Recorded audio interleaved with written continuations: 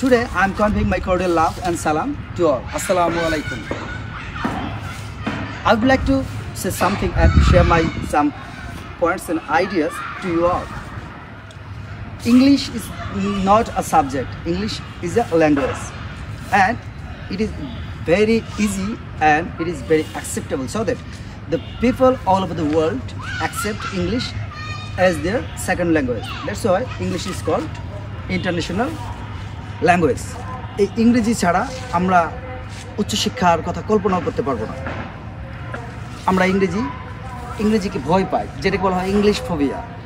এই ইংরেজিকে ভয় পাওয়ার জন্য বাংলাদেশে শত শত ছাত্রছাত্রীরা মেধাবী হওয়ার পরেও তারা উন্নতি করতে পারছে না।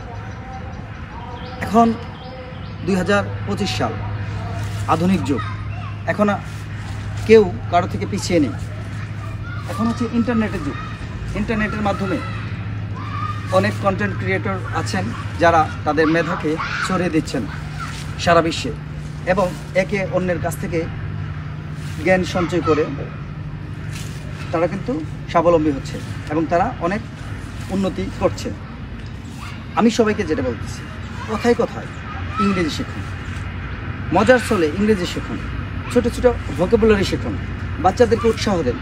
আমি প্রত্যেকটা প্যারেন্টসকে উপদেশ দিব যে আপনারা আপনাদের বাচ্চাকে কমপক্ষে একটি করে বাক্য শেখান, বারবার প্র্যাকটিস করুন, ওই সেন্টেন্সটাকে বারবার রিপিট করুন, এবং দেখবেন তারা সেটাকে আয়ত্ত করে ফেলছে এবং তারা অনায়াসে তারা এই বাক্যগুলোকে প্রয়োগ করতে পারবে। প্রতিদিন যে নতুন শব্দগুলো বা যে ওয়ার্ডসগুলো, যে জিনিসগুলো তারা দেখতে পাবে, শিশুরা আমরা সবাই জানি তারা হচ্ছে কৌতূহলী। শিশুরা যা দেখে তাকে নিয়ে প্রশ্ন করতে চায়। আপনারা বিভিন্নভাবে মোবাইলের অ্যাপস দেখে, ডিকশনারি দেখে, তার দেখা যে নতুন আবিষ্কৃত যে জিনিসটা, সেই জিনিস সম্বন্ধে তাকে ইনফরমেশন দেন, তাকে শব্দগুলো শেখান, যেন আপনার বাচ্চার ভোকাবুলারি স্টকটা খুবই ডেভেলপ থাকে। আমি হয়তো অনেক কথাই আজ বলতে পারবো, কিন্তু এত কথা হয়তো বা শোনার ধৈর্য আপনাদের কারো নাই বা সময়ও নেই। আমি একটা কথাই বলবো যে ইংরেজিকে ভয় নয়, ইংরেজিকে জয় করতে হবে। যদি তা চান তাহলে কিছু নিয়ম মেনে মুখস্থ বিদ্যাকে পরিহার করে আধুনিক এবং বিজ্ঞানসম্মত পদ্ধতিতে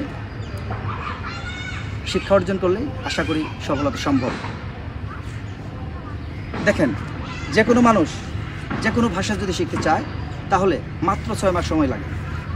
আমাদের দেশের অনেক প্রবাসীরা বিদেশে কাজ করে, কিন্তু তাদের এই ইংরেজির অদক্ষতার জন্য তারা কিন্তু ন্যায্য বেতন এবং ভালো মানের চাকরি তারা পাচ্ছে না। তারা কি করছে? সব থেকে নিম্ন শ্রেণীর চাকরিগুলোই তারা করছে। তার কারণ ইংরেজি ভাষার প্রতি তাদের একটা ভয় রয়েছে, তাদের দুর্বলতা রয়েছে। আর আমাদের দেশ থেকে তারাই যায় যারা ইংরেজিতে দুর্বল, অর্থাৎ যারা লেখাপড়ায় দুর্বল বা ঝরে পড়া মানুষগুলো। অথচ ইংরেজিতে অভিজ্ঞ ব্যক্তিদেরই বিদেশ যাওয়া উচিত।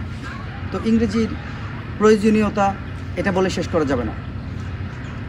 আমি সবাইকে অনুরোধ জানাচ্ছি, আপনারা সবাই সচেতন হন, দিনে দিনে প্রত্যেকটা শব্দ শিখুন, বাক্য বানানো শিখুন।